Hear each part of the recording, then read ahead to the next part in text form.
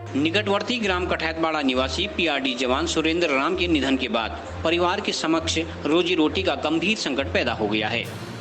परिवार में मृतक सुरेंद्र की पत्नी के समक्ष 2 बच्चों के भरण पोषण का संकट गहराता जा रहा है। परिवार की पीड़ा को लेकर कांग्रेस के प्रदेश महामंत्री बालकृष्ण जिलाधिकारी से मिले तथा रोजगार की मांग को लेकर ज्ञापन सौंपा है। उन्होंने कहा कि परिवार के भरण पोषण के लिए परिवार के एक सदस्य को रोजगार प्रदान किए जाने की आवश्यकता है। परिवार ने प्रशासन सहित प्रदेश सरकार से मदद की गुहार लगाई है।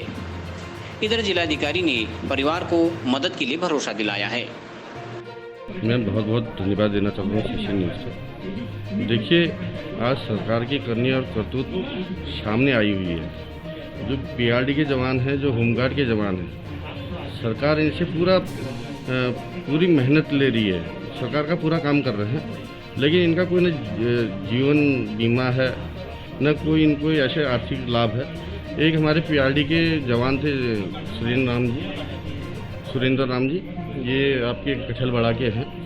उनके इस कोरोना काल में अचानक तबीयत खराब हुई और उनकी दोनों किडनियाँ खराब हो गई। उनकी पत्नी ने जेवर बेच के, ज़मीन बेच के, लोगों से कर्ज मांग के उनका इलाज करवाया, लेकिन वो बच नहीं पाए। आज उनके घर का ये हालत है कि खाने पीने की भी दिक्कतें आई हैं। उनकी मिसेज, उनके पुत्र इतने परेशान हैं। मैं आज उनको लेके डीएम साहिबा के पास आया। मैंने उनसे विनती की कि इन लोगों को कोई ना कोई रोज़गार दिया जाए। जब उन्होंने 13-14 साल सरकार को सेवा दी है, तो उसी की जगह में उनके पुत्र को या उनको नौकरी दी जाए, उनके रोज़गार चले।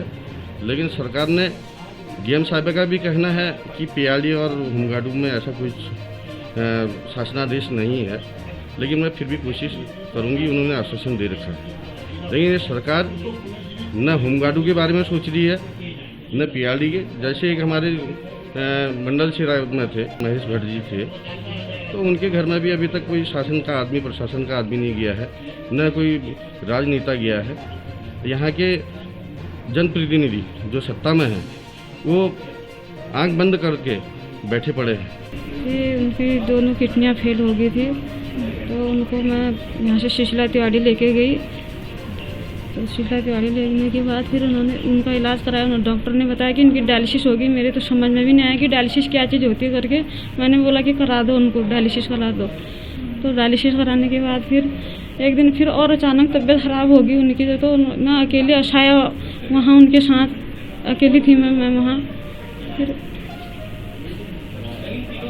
उन्होंने कहा कि यहाँ से वहाँ राम मूर्ति लेके चले जाओ। अकेले एम्बुलेंस करा के राम मूर्ति लेके गई मैं उनको। वहाँ जाके मेरे को कहाँ ले जाऊँ, कहाँ ले जाऊँ हो गई। फिर मैंने न देखा न सुना। फिर डॉक्टरों ने ये बताया कि सिर्फ 1 हफ्ते से ज़्यादा नहीं बचेंगे। डॉक्टरों ने ये बता दिया था। पूरा जितना भी था मैंने अपना जेवर ज़मीन बेच बाच के सब दुनिया भर का कर्जा हो रखा। रात को नींद नहीं आ रही। 2 बच्चे हैं, मैं कैसे भरण पोषण करूँ अपना बच्चों का। बच्चे कितने बड़े हैं? 2 बच्चे हैं मेरे, एक 18 साल का है, एक 23 साल का है। कोई रोजगार नहीं है, कोई वो नहीं है। उन्होंने ये कहा कि कराएंगे करके, अब देखो क्या करते हैं। बड़ी आशा लेके यहाँ आ रही हूँ डीएम साहब के बाद। सरकार से क्या कोई मदद नहीं मिली सरकार से भी। वहाँ विधायक जी के वहाँ बिल लगा रखे हैं, उन्होंने भी कोई वो नहीं करा हमारी मदद। करेंगे बोल रहे हैं। फिर थोड़ा बालकृष्ण जी ने थोड़ा बहुत हमको आश्वासन दे रखा है कि हम आपको वो मदद देंगे, आपकी सहायता करेंगे। इनका मैं बहुत बहुत धन्यवाद करना चाहती हूँ।